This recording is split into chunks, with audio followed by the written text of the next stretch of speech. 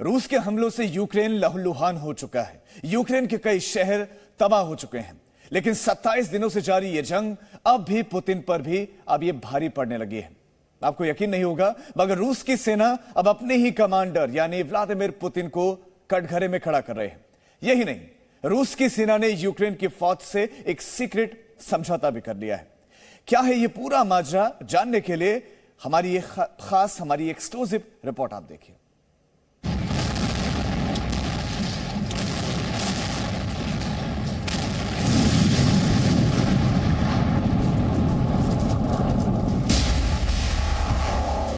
रूस का प्रहार, यूक्रेन का पलटवार, हार का डर, रूसी फौज का सरेंडर,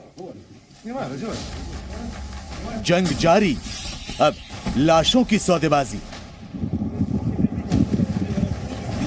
संवाद से पूर्वी यूरोप में जारी संग्राम को रोकने की तमाम कोशिशें नाकाफी नजर आ रही हैं। रूस पर पश्चिमी देशों के लगाए गए प्रतिबंध बेमानी साबित हो रहे हैं। 27 दिनों से यूक्रेन पर रूस कहर बरपा रहा है। यूक्रेन के शहरों को बारूद से जला रहा है। सड़कों पर सन्नाटा पसरा है और सायरन की आवाजों से दहशत का दायरा बढ़ता जा रहा है।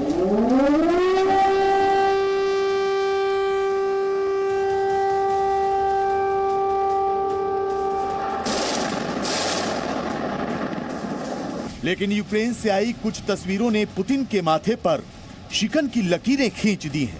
दरअसल हर गुजरते दिन के साथ यूक्रेन में जंग लड़ रही रूस की सेना का मनोबल गिरता जा रहा है। यकीन करना ज्यादा मुश्किल इसलिए नहीं है क्योंकि खुद यूक्रेन की गिरफ्त में आए रूस के सैनिक इसकी तस्दीक कर रहे हैं।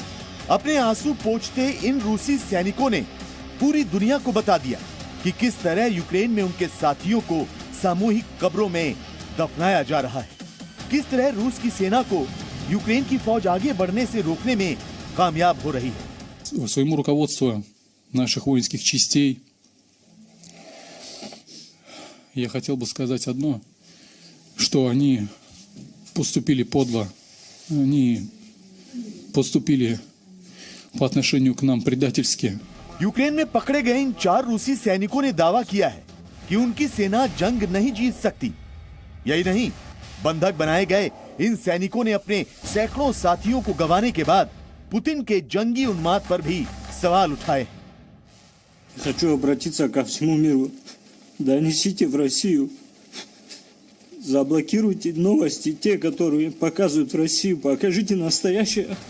रूस के राष्ट्रपति व्लादिमीर पुतिन को अब उन्हीं की सेना कटघरे में खड़ा कर रही है। तो इसका मतलब समझिए, मतलब ये हुआ कि रूस की सेना यूक्रेन के पलटवार से पार पाने में नाकाम हो रही है। रूस की सेना यूक्रेन को घुटनों पर लाने के पुतिन के दावों से इनकार कर रही है। तो शायद यही वजह है कि अब रूस की सेना ने यूक्रेन की फौज से एक समझौता कर लिया है। यूक्रेन के अखबार द कीव इंडिपेंडेंट के मुताबिक रूस की सेना यूक्रेन में मारे गए अपने सैनिकों की लाशों के बदले बंधक बनाए गए यूक्रेन के सैनिकों को आजाद कर रही है। जंग में मारे गए 6 रूसी सैनिकों के शवों के बदले यूक्रेन के 2 जिंदा सैनिकों को कैद से रिहा कर रही है।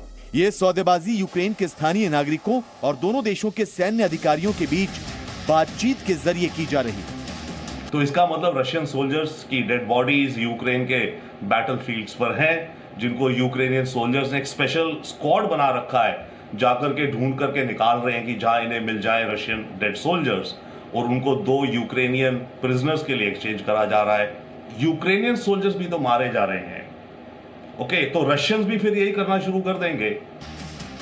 तस्वीरों में नजर आ रहे ये सैनिक यूक्रेन के हैं। इन्हें रूस की सेना ने बंधक बनाया है, लेकिन बहुत मुमकिन है कि ये आजाद हो जाएं। रूसी सैनिकों के शवों के बदले यूक्रेन की सेना इनकी जान बचा पाने में कामयाब हो जाए। यूक्रेन को सबक सिखाने के लिए पुतिन ने वहां अपनी सेना को उतारा था, लेकिन लगता है कि मौत का मंजर देखकर अब उनकी सेना के पैर कांपने लगे हैं। वरना रूस के सैनिक अपने साथियों को मरता देखकर अपने ही कमांडर को क्यों कोसते? यही नहीं, अपने सैनिकों की लाशों के बदले यूक्रेन के जिंदा सैनिकों को छोड़ना इस बात की गवाही देता है कि मौत के इस खेल से रूसी फौज पर किस कदर मानसिक दबाव बढ़ता जा रहा है। ब्यूरो रिपोर्ट, जी मीडिया।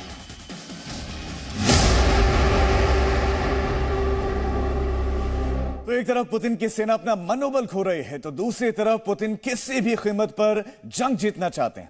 इसलिए पुतिन ने अपने जखीरे से नए नए हथियार निकालने शुरू कर दिए हैं। रूसी सेना को सबसे ज्यादा नुकसान यूक्रेन के लड़ाकू विमान और ड्रोन पहुंचा रहे हैं, लेकिन पुतिन ने अब इनका तोड़ निकाल लिया है।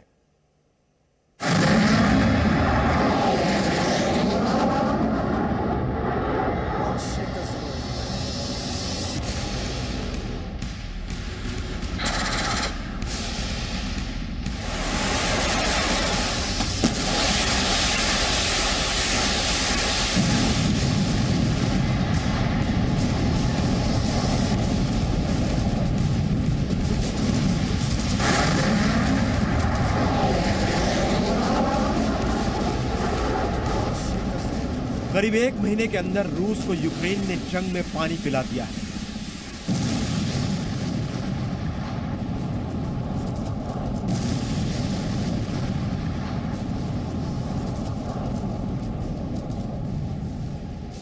रूस के टैंक और फौजी काफिलों पर यूक्रेन के मिसाइल और ड्रोन बरस रहे हैं। रूस के टैंकों का कब्रगाह बन गया है यूक्रेन।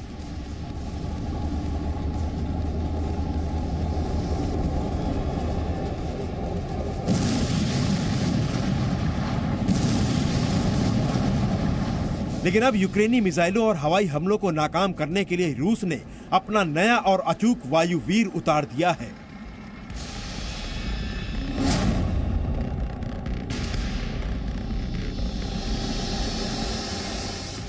यूक्रेनी एयरफोर्स के खौफ का नाम है BUK-M3।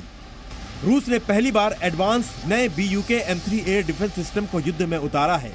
खुद रूस के रक्षा मंत्रालय ने BUK-M3 एयर डिफेंस सिस्टम का वीडियो जारी किया है। रूस का दावा है कि BUK-M3 air defence system Ukraine के लड़ाकू विमानों और मिसाइलों पर काल बनकर बरस रहा है।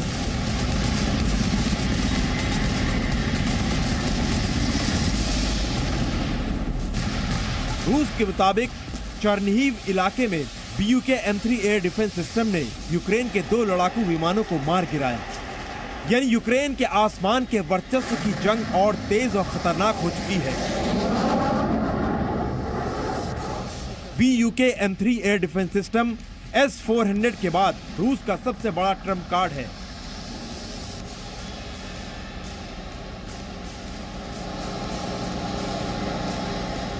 इसकी खासियत जानेंगे तो हैरान रह जाएंगे। MUK-M3 एयर डिफेंस सिस्टम खुले मैदान में किसी भी गाड़ी से लॉन्च किया जा सकता है। एक बार में 36 अलग अलग टारगेट को तबाह कर सकता है। इसकी अधिकतम मारक रेंज 70 किलोमीटर है। 1,15,000 फीट की ऊंचाई तक इसकी रेंज है। 10,782 किलोमीटर प्रति घंटे की रफ्तार से जा रही मिसाइल या विमान को यह उड़ा सकता है। यह भी कहा जा रहा है कि रूस ने BUK-M3 एयर डिफेंस सिस्टम को 28 फरवरी को ही यूक्रेन में उतार दिया था। खेरसॉन के इलाके में इसकी तैनाती की खबरें थी, लेकिन ऐसा पहली बार है जब रूस ने खुद BUK-M3 का वीडियो जारी किया है। BUK-M3 ने यूक्रेन की वायु शक्ति को कितना नुकसान पहुंचाया है कहना मुश्किल है, क्योंकि अभी तक यूक्रेन की फौज रूस के हर एयर डिफेंस सिस्टम के लिए कड़ी चुनौती बनी हुई है, चाहे आसमान में ड्रोन से हमला हो या जमीन से लाइट वेट गाइडेड मिसाइल से अटैक। यूक्रेन हर मोर्चे पर रूस को भारी नुकसान पहुंचा रहा है। ब्यूरो रिपोर्ट, जी मीडिया।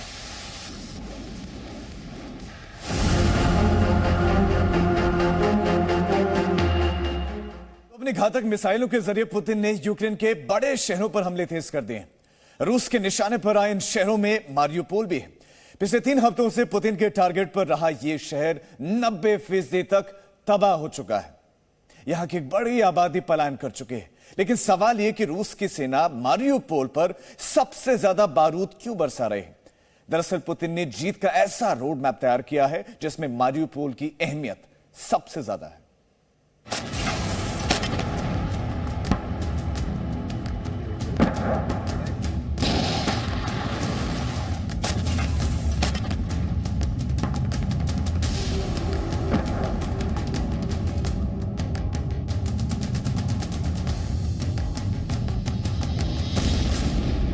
यूक्रेन के मरियोपोल में हर 10-10 मिनट पर रूस बम बरसा रहा है।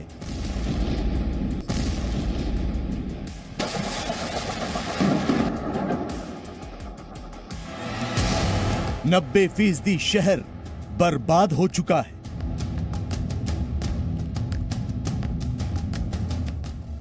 मरियोपोल की 80% इमारतें जमींदोज हो चुकी हैं। 400 से ज्यादा लोगों के मलबों में दबे होने की आशंका है।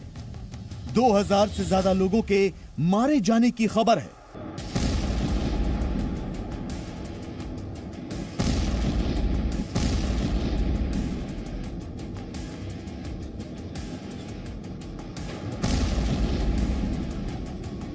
और मौत के खौफ ने मरियोपोल शहर की आवाम को अपना घर बार छोड़कर जाने को मजबूर कर दिया है।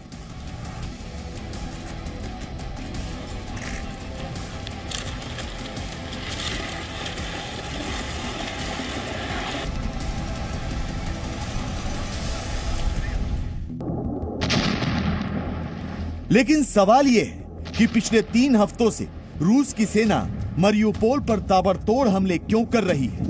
आखिर इस शहर पर पुतिन कहर क्यों बरपा रहे हैं? वैसे तो भौगोलिक रूप से मरियोपोल बहुत छोटा सा शहर है, लेकिन क्राइमिया पर कब्जा करने के बाद से ही यह रूस के लिए अहम हो गया है।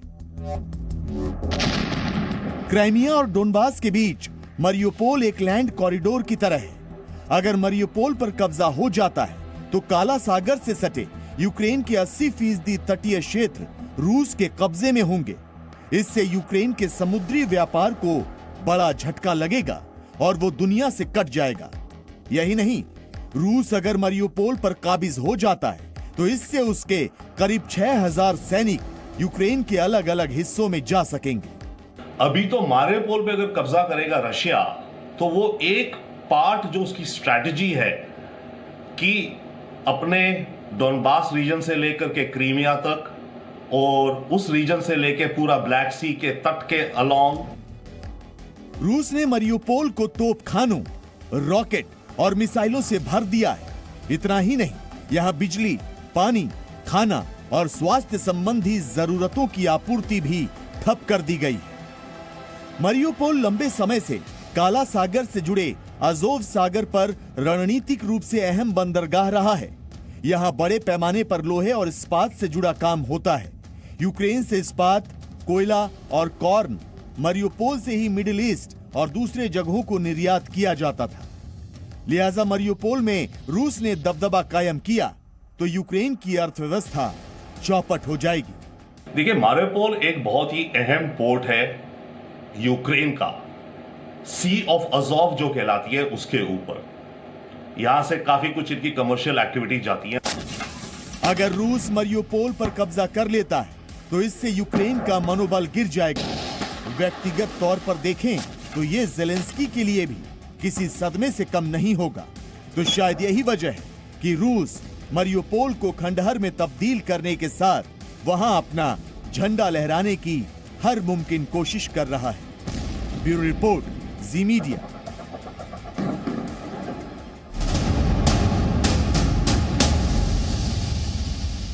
रविवार को रूस ने यूक्रेन की राजधानी कीव में एक शॉपिंग मॉल पर हमला कर उसे तबाह कर दिया था। रूस ने आखिर मॉल पर हमला क्यों किया? हमले के पीछे की हकीकत क्या है? मॉल में क्या खेल चल रहा था? इस रिपोर्ट में देखिए।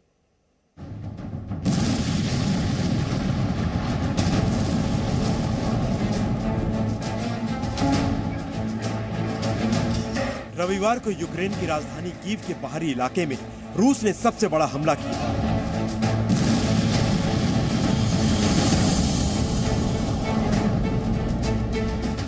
कीव के बोदिल इलाके में मौजूद एक शॉपिंग मॉल पर रूस का मिसाइल आकर गिरा।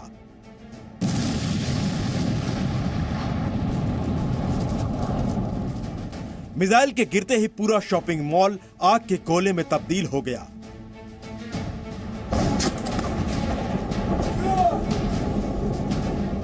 और जब आग और धुआं छटा तो सामने भयानक मंजर था। जो मॉल कभी चकाचौंध और लोगों की खुशियों से गुलजार रहता था, वो खंडहर में तब्दील हो चुका था। पूरे मॉल में मलबे के सिवा कुछ नहीं बचा था। हमला इतना जबरदस्त था कि मॉल के आसपास की सभी इमारतों के शीशे टूट गए। शॉपिंग मॉल पर हुए हमले में 8 लोगों की मौत हुई, कई घायल हुए। घने रिहायशी इलाके में शॉपिंग मॉल पर हुए हमले के लिए रूस की जबरदस्त निंदा की गई। अमेरिका ने इसे वॉर क्राइम बताया। तो सवाल यह उठता है कि रूस ने आखिर शॉपिंग मॉल पर मिसाइल हमला क्यों किया?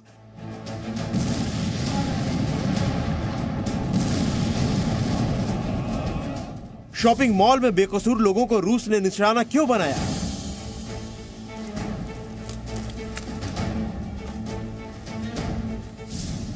शॉपिंग मॉल के अंदर आखिर क्या खेल चल रहा था?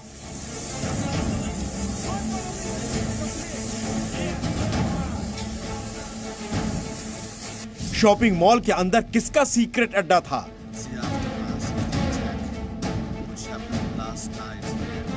इस सवाल का जवाब अब रूस की तरफ से आया है।